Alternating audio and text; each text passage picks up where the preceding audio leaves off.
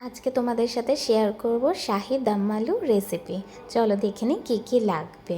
ঘি, গরম মশলা, কাজু, কিশমিশ, আদা, মৌরি, পোস্ত আর টমেটো, আর তার সাথে স্বাদ অনুযায়ী তোমাদের কাঁচা লঙ্কা, আর কিছুটা পনির লাগবে। এইভাবে গ্রেট করে নেবে। এটা যেহেতু একটু মিষ্টি মিষ্টি হলে ভালো লাগে খেতে, তার সাথে লাগবে চিনি, স্বাদ মতো নুন। হলুদ আমি দেবো না, যেহেতু এটা শাহি জিনিসে হলুদ অতটা চলে না, আমি হলুদটা দিচ্ছি না, স্কিপ করছি। তোমাদের ইচ্ছা হলে তোমরা দিতেই পারো।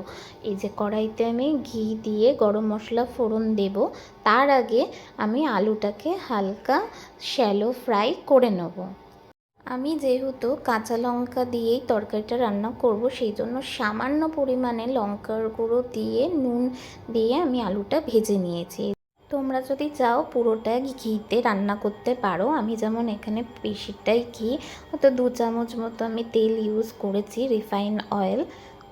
প্রথমে যেসব আমি মশলাগুলো তোমাদের সাথে শেয়ার করেছিলাম, মানে আদা, কাজু, কিশমিশ, পোস্ত, মৌরি আর টমেটো, আর তার সাথে স্বাদ অনুযায়ী তোমরা যেমন ঝাল খেতে চাও সেই বুঝে কাঁচা লঙ্কা দিয়ে একটা পেস্ট তৈরি করে ওই ফোড়ন দেয়া তেলটা বা ঘিয়ের মধ্যে তোমরা এই মশলাটা মিক্স করতে থাকবে।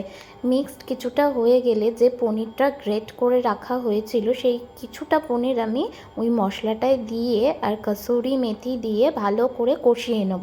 যখন তেলটা ছেড়ে দেবে, এই যে আমি ভাজা আলুগুলো আস্তে আস্তে করে কড়াইতে দিয়ে দেবো। আলুটা আমি কড়াইতে দিয়ে দেওয়ার পর বেশ কিছুক্ষণ ধরে ভালো করে মশলাটা কষিয়ে নেব।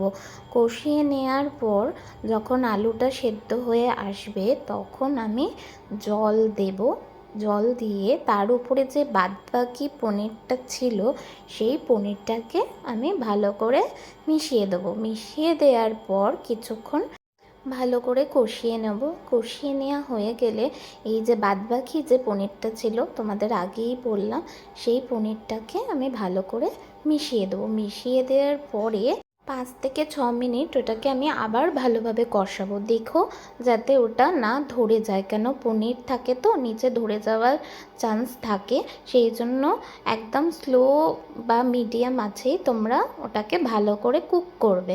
তারপরে বেশ কিছুটা তোমাদের যতটা গ্রেভি দরকার ততটা পরিমাণ মতো জল দেবে, দিয়ে আবার একটু কসুরি মেথি দিয়ে দেবে। আর নামানোর ঠিক আগে যদি পারো তোমরা একটু বাটার আর তার সাথে গরম মশলা অবশ্যই দেবে, তাহলে গন্ধটা খুব ভালো আসে।